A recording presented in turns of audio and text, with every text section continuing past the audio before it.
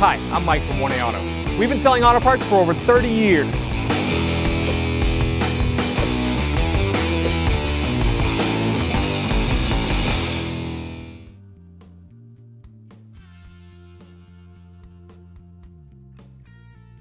Disconnect the negative battery terminal. This is a 10mm nut. Remove the intake air duct from the radiator support. These are 10mm bolts. These removed, the duct should lift right out. Place that aside. Before we can unbolt the starter from the transmission, we have to disconnect the electrical connector here and the main power cable here. I'm just going to put that back. Push it in on the lock. Sometimes you push it in first and then work it out. You might need to use 2 fingers.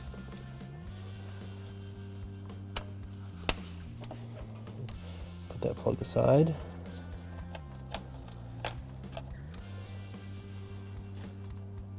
Just take this nut off of the starter to remove the power cable. This is a 12mm. Slide the cable right off.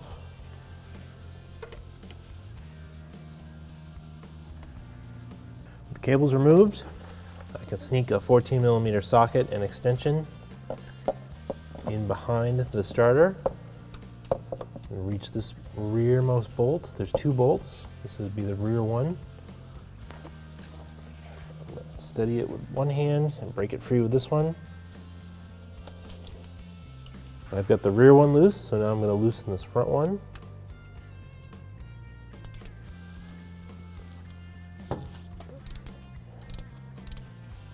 It's loose enough that I'm just going to pull it out with my fingers.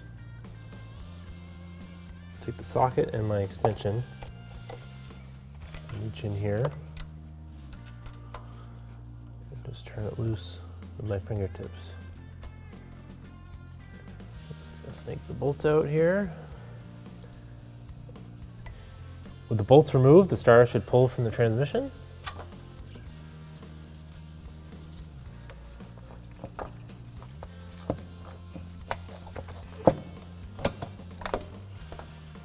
And pull it right out of the engine bay. Here's our old starter from our vehicle and our brand new one from 1AAuto.com. There's no core on this, it is brand new. See, they're identical in design. Has the electrical connector here and the same size stud and nut here for the main power cable. So this should fit and get your car started again.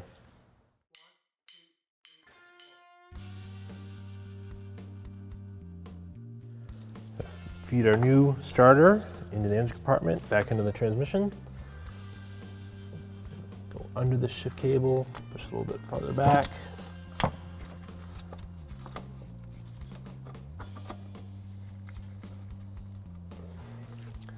Get this front bolt caught.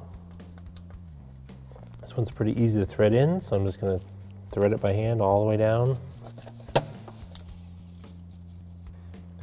The rear bolt's a little trickier to get to, so I'm going to put it in the end of the socket with the extension, and then just sort of carefully feed it down in here so I can get it over this without dropping it.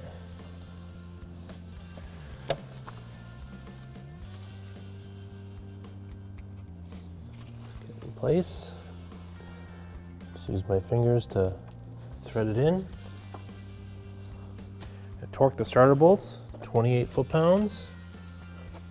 Got the extension and socket already in there, just sliding in the torque wrench.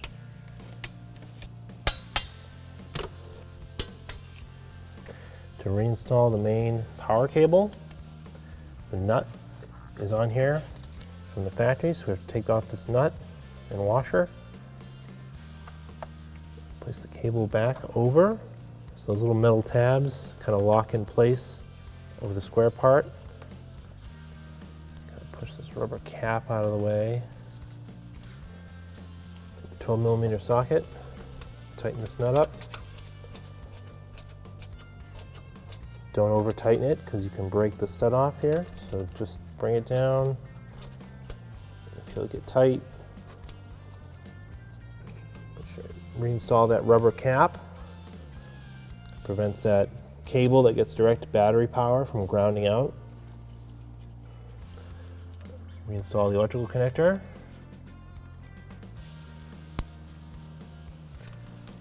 Reinstall your intake tube, sliding it back onto the air box. Lining up the holes on the radiator support. Reinstalling the bolts.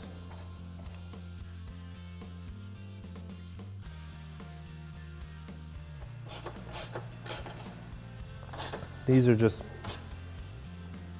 bolts holding plastic into the sheet metal of the radiator support.